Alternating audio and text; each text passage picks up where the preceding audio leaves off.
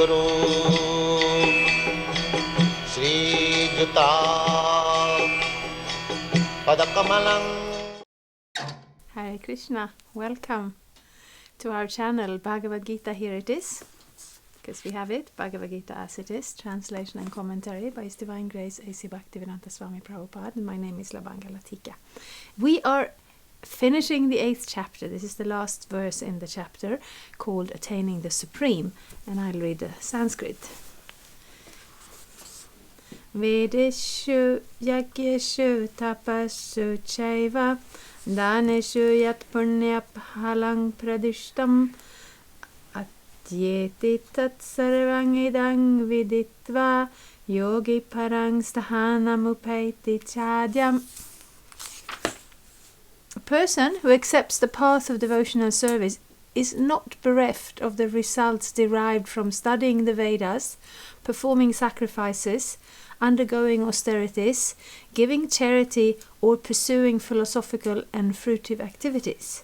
Simply by performing devotional service, he attains all these, and at the end he reaches the supreme eternal abode. Yes.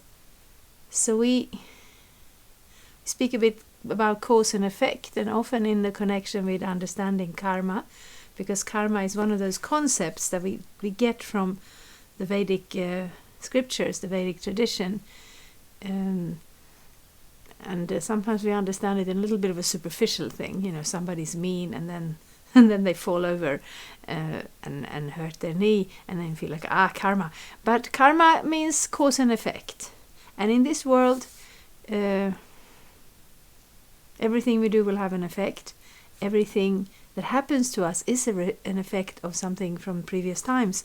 But still, there are different processes where we want to achieve something. So direct karma yoga, we had 2 chapters called karma yoga, isn't it? One was speaking about action and reaction in general, and one was speaking about action in Krishna consciousness. These are chapter 3 and 5 respectively. The other concepts that come up here, studying the Vedas, performing sacrifice, undergoing austerities, giving charity, pursuing philosophical and fruitive activities, they are all done under the instruction in the Vedas as a duty, as a means to achieve a desirable end result. And here, and that sometimes happen when we meet people who come from such a background where they have an understanding of the Vedic culture, of cause and effect, and of duty in this world. And they're saying, if we give up our duties, then will we not be a little bit lost? Because devotional service seems so simple. We hear about Krishna, we chant Krishna's name, we dance, and we take prasadam, we eat food. It seems like, basically it sounds like a holiday compared to all the other processes. But no, Krishna is ensuring us nothing is lost, nothing at all is lost. I will read the purport. And not only is nothing lost, but the gain is more than simply regulating existence in this world and achieving the highest possible levels here, according to the different schools of thought and activity. We can achieve that if we want that. But we can also reach the supreme abode, which nothing else actually grants us. Purport. This verse is the summation of the 7th and 8th chapters, which particularly deal with Krishna consciousness and devotional service. One has to study the Vedas under the guidance of the spiritual master and undergo many austerities and penances while living under his care. A brahmachari has to live in the home of the spiritual master just like a servant, and he must beg alms from door to door and bring them to the spiritual master. He takes food only under the master's order, and if the master neglects to call the student for food that day, the student fasts. These are some of the Vedic principles for observing brahmacharya. A largely foreign concept to most of us, but the Vedic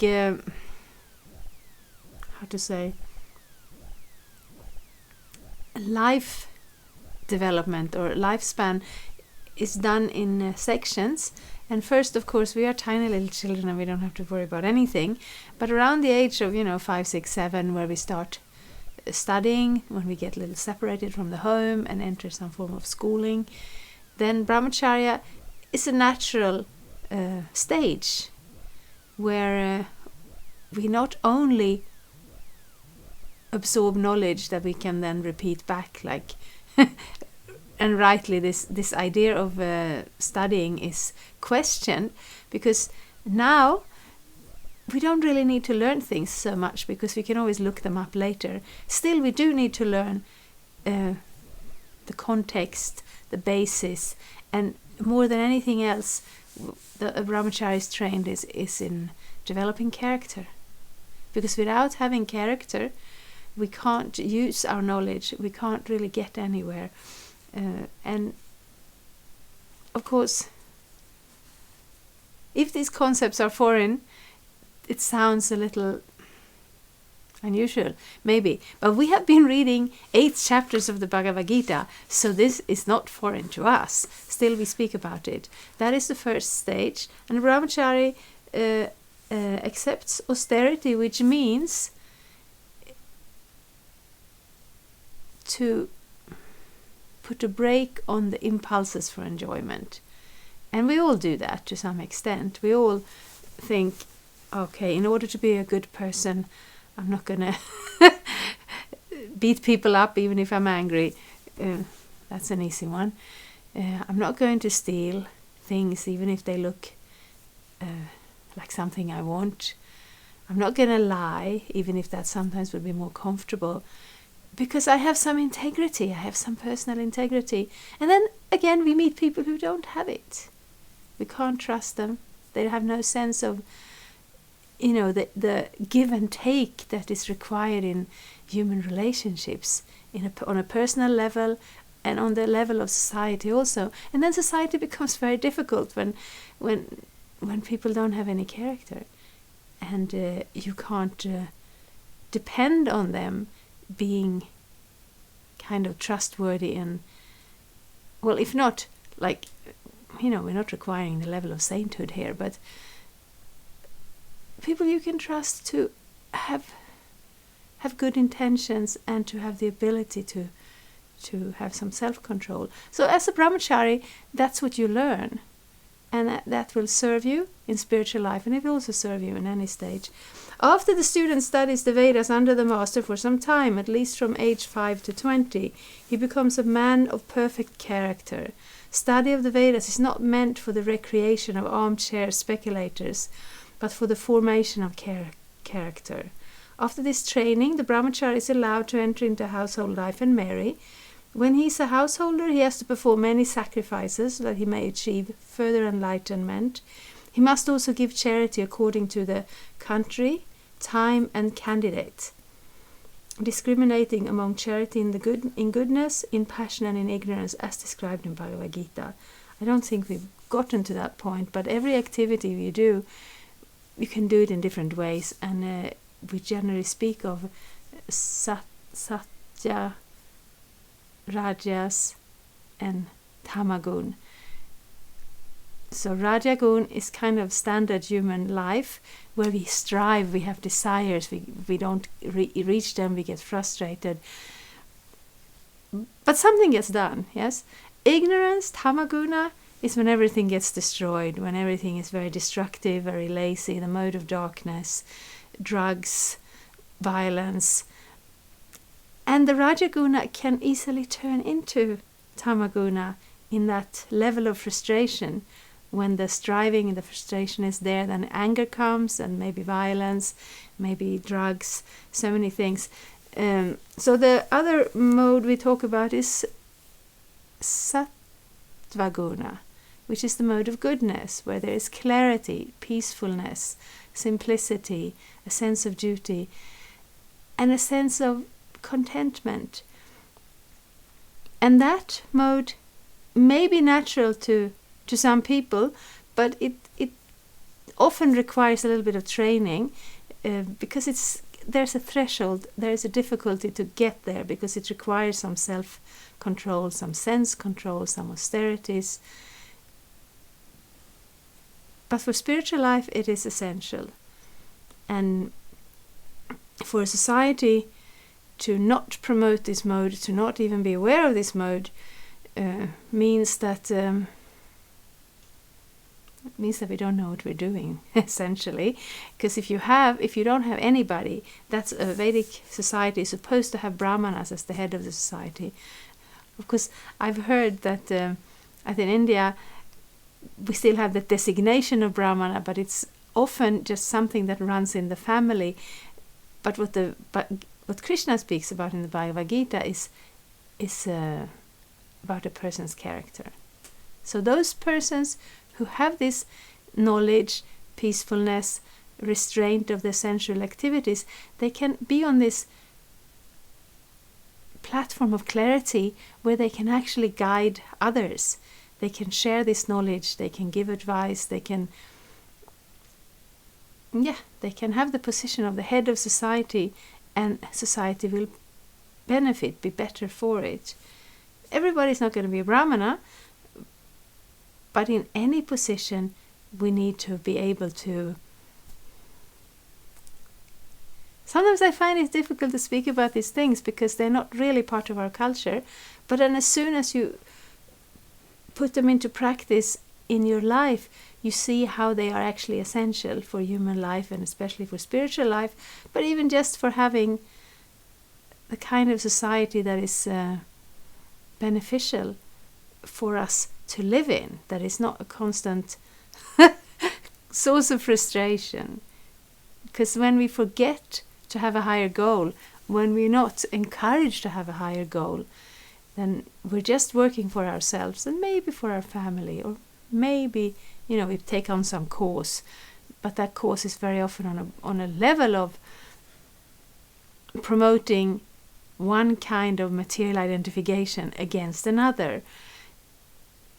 And then we don't find that level of contentment and peace and like a harmonious coexistence in this world. We were here speaking about the grihasthas somewhere. After studying, you can be a householder, and giving charity, because the householders, they are feeding the whole society. First we have the students, they live a simple life and they don't need very much, and then after you go into the life of more renunciation and more spirituality, then you also don't produce, but the householders are producing the things that are needed in society. So they give sacrifice, they give charity, they take care of others, not just themselves, which actually also really builds character, to be able to earn something and then part with it and know that is all right. When I was younger, I was, of course, as a Hare Krishna, often going out on the streets with these books and trying to ask people, please take a book. This is the best knowledge you'll ever find. Please also give a donation because we want to print more of the books. And then we had some people who were like, get a job. What are you doing with all the money? That they really couldn't fathom the idea that this is all right. It's all right to go out and ask people who earn money to share them for something that has importance on another level, not the level that I worked hard, I want my money, I want to eat and sleep and have a good home and have some nice holidays, and nobody's going to encroach on my things because they're mine and mine only. No, a brahmachari learns to live as a simple servant of his teacher, and the family man learns to do his duty and also share it with others.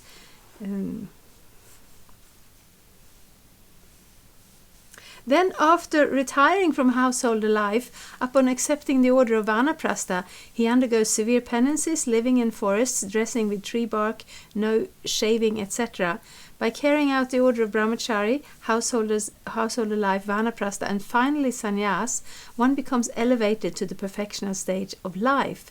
Some are then elevated to the heavenly kingdom, and when they become even more advanced, they are liberated in the spiritual sky, either in the impersonal Brahma Jyotir or in the Vaikuntha planets or Krishna Loka. This is the path outlined by Vedic literatures.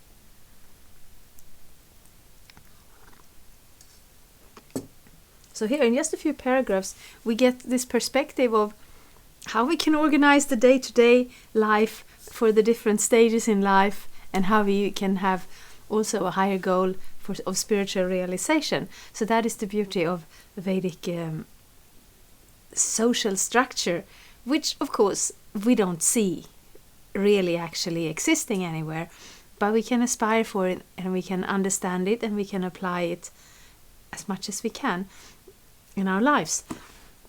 And vanaprastha, what does it mean? It doesn't mean you work all your life, and then when you get a pension you're just gonna travel and eat and sleep and post pictures of your feet in the sunset on Facebook.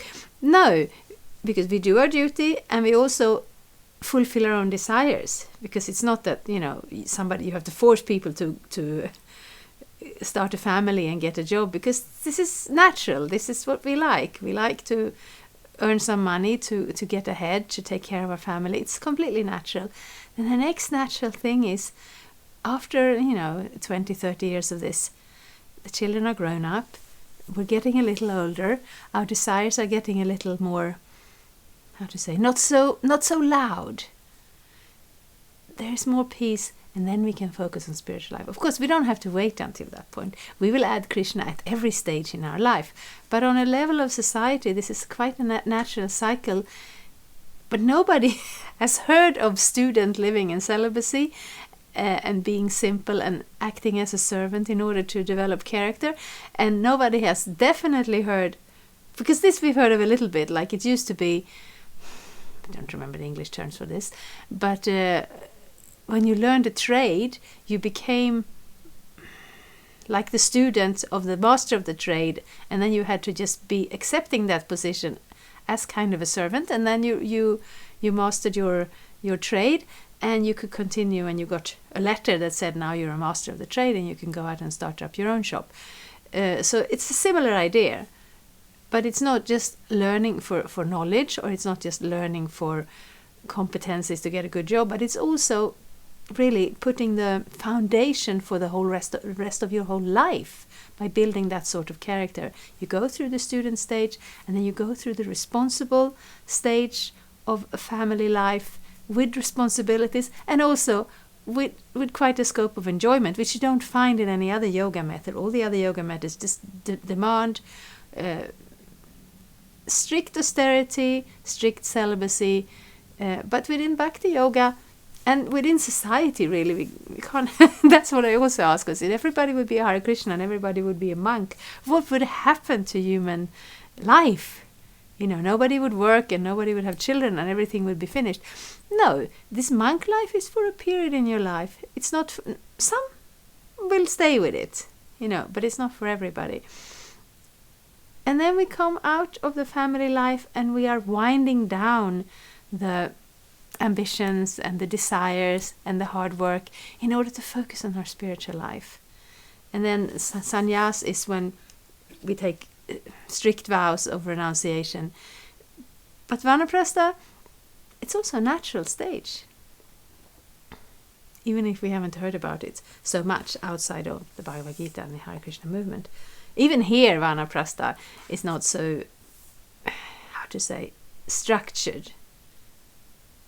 Brahmacharis, we know what they do. Family life, we know what it is. Vanaprastha, it's that winding down and regaining the focus on spiritual life, on Krishna. The beauty of Krishna consciousness, however, is that by one stroke, by engaging in devotional service, one can surpass all the rituals of the different orders of life. So there we have it. We have human life, we have society, we have the gradual, we have the stages. But actually, we're also welcome to just go straight for the perfection of love of God at any stage, at any time. The words idam viditva indicates that one should understand the instructions given by Sri Krishna in this chapter and the 7th chapter of Bhagavad-gita. One should try to understand these chapters not by scholarship or mental speculation, but by hearing them in association with devotees. Chapters 7 through 12 are the essence of Bhagavad-gita. The first 6 and the last 6 chapters are like covering for the middle 6 chapters, which are especially protected by the Lord.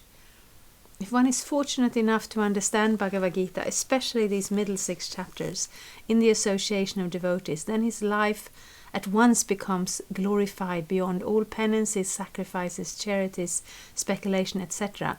For one can achieve all the results of these actions, these activities, simply by Krishna consciousness.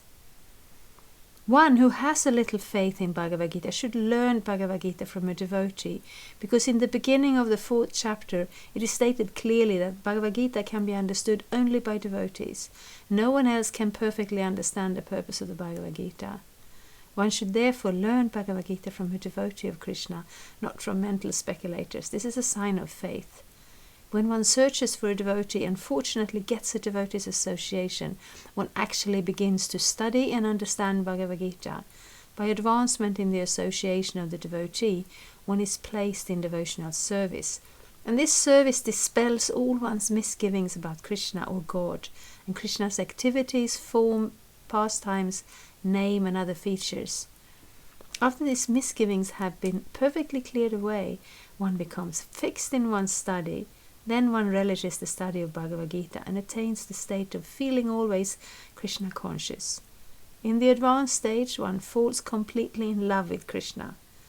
This highest perfectional stage of life enables the devotee to be transferred to Krishna's abode in the spiritual sky, Goloka Vrindavan, where the devotee becomes eternally happy. Yes, so here's this covers quite a span, isn't it? First we hear about all the different stages and duties and processes, all of them just in one short verse, and then we discuss that, society, the different levels, the different stages, and then we come to that. Prabhupada says it in many different ways in different places. He says like this Vedic structure, it's like, you take the steps, take the karma yoga, the jnana yoga, the jnana yoga, you go gradually, and maybe life after life, but you don't have to. That's also some response we get. What if everybody did this? It's a kind of escapism. You're running away. And I was listening yesterday to Srila Prabhupada. He was being interviewed on the radio. This is 1968. And somebody said that you're just escaping from this world. You're not taking, your responsibility. And he said, no, it's like a prison. This world is like a prison. Nobody has a duty to stay in the prison. It is not escapism to try to get out of the prison, to start up the real life. So we add Krishna, and immediately this creates such a contrast to everything we've ever experienced in this world. But then actually gradually, like Prabhupada is describing here, we get more and more absorbed, more and more satisfied, until we come to the place where we're completely in love with Krishna. Where we wake up and we just think of Krishna, we just see Krishna everywhere. And this is not just a theory, this is not just a speculation. So we don't get this from just studying this like it's a scholarly book, and we especially don't get it if we learn Bhagavad-gita from someone who doesn't have this understanding, because then it's just it just flies out over our head. We hear it so many times that Bhagavad-gita is all about work, or Bhagavad-gita is all about karma, Bhagavad-gita is all about so many things. Actually no, Krishna touches on everything in this world that we need to know, and brings us back to the point. Arjuna, you're my devotee. Because you love me, you can understand me. And Bhakti Yoga is the process where we can rekindle that love. Yeah, I'm trying to be brief normally, but what can I say? These topics are so deep and so beautiful. I cannot fully give them credit by my explanation. Still, I'm trying, because I have the Bhagavad-gita and I have this opportunity, and I'm just encouraging you to try to get deeper in your study of Bhagavad-gita and get deeper in your relationship to Krishna in this life. Thank you so much. Hare Krishna. Thank you for watching. We aim for updates every Tuesday and Friday. Please come back. If you have any questions or comments, please leave them down there. We also have some links and information for you. And there is, of course, the subscribe button. Thank you. Hare Krishna. I'm a Hare Krishna, and I approve this message. Subscribe. Hare Krishna, Krishna Krishna, Hare